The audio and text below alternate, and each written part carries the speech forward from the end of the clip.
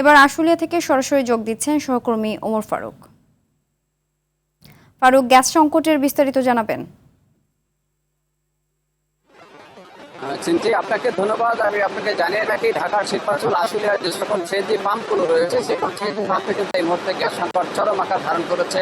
ঘন্টার পর ঘন্টা কিন্তু সিএনজি চালিত যে যানবাহনগুলো রয়েছে সেগুলো কিন্তু অপেক্ষা করছে এই গ্যাস নেওয়ার জন্য। তো আমরা যদি আপনাকে জানিয়ে রাখি, শিল্পাঞ্চল আশুলিয়ার আমি আপনাকে একটু দেখাই। শিল্পাঞ্চল আশুলিয়া এই মুহূর্তে কিন্তু আমি যে পাম্পটিতে রয়েছি সেখানে কিন্তু যানবাহনের দীর্ঘ লাইন, সকাল থেকে আমরা রাতেও দেখেছি এই লাইন অব্যাহত রয়েছে এবং মূল লাইনে প্রেসার না থাকার কারণে এই সকল গ্যাস সংকটের সৃষ্টি হয়েছে বলে এমনটাই জানিয়েছেন। এই যানবাহনের যে চালক যারা রয়েছেন তারা কিন্তু ঘন্টার পর ঘন্টা লাইনে দাঁড়িয়েও তারা কাঙ্ক্ষিত গ্যাস পাচ্ছেন না।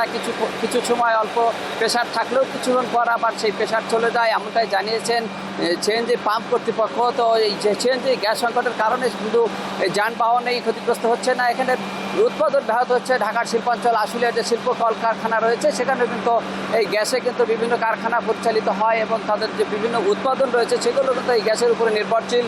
এই গ্যাস সংকটের কারণে কিন্তু এই শিল্পাঞ্চলের যে উৎপাদন সেটি ব্যাহত হচ্ছে বলে এমনটাই জানিয়েছেন মালিক কর্তৃপক্ষ। শিল্পাঞ্চল আশুলিয়ায় এই মুহূর্তে গ্যাসের যে সংকট রয়েছে সেগুলো প্রকট আকার ধারণ করছে। তারা যেমনটা বলছেন, মূল লাইনে গ্যাস না থাকার কারণে কিন্তু এই এমনটা সৃষ্টি হচ্ছে বলে আমাদেরকে জানিয়েছে। তো শিল্পাঞ্চল আসলে এই মুহূর্তে গ্যাস সংকটের তীব্র আকার ধারণ করছে এবং মূল লাইনে প্রেসার না থাকার কারণেই এই গ্যাস সংকট অব্যাহত রয়েছে বলে এমনটাই জানিয়েছেন এই সিএনজির কর্তৃপক্ষ। তো শিল্পাঞ্চল আসলে থেকে আমার কাছে গ্যাস নিয়েছিল সর্বশেষ।